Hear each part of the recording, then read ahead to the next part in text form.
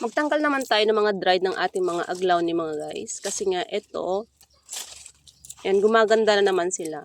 Kaso nga lang wala pa talaga akong time na magpalit ng kanilang, or mag-propa. Gusto ko na sanang ipropa ang mga to. Kasi gusto ko pag dumami ang mga ito at lush sila, ang gandang tingnan. Lalo na kung very lush yung kanilang mga dahon guys. So tatanggalin lang natin itong mga dried.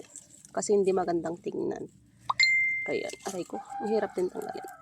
Ayan. Just be careful guys kapag nagtanggal din kayo. Kasi yung ibang aglaw ni Ma, baka makati guys.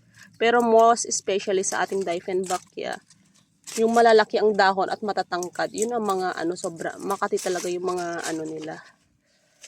Yung mga dahon. So tatanggalin ko mga ito. Medyo naglalash na sila, bumabalik na yung ganda nila. Itong mga pinag-anuhan ko, nilalagay ko lang din sa sa mga ganito. Dinodecompose ko lang din sa mga ganyan. Hindi ko sila tinatapon guys. Kasi nade-decompose din naman sila. Itong mga damo naman ito, pasaway mga ito eh.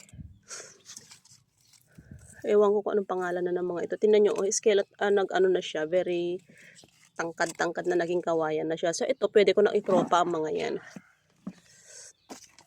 Kahit ito, for propa na ito kasi wala, namatay na, nalusaw na.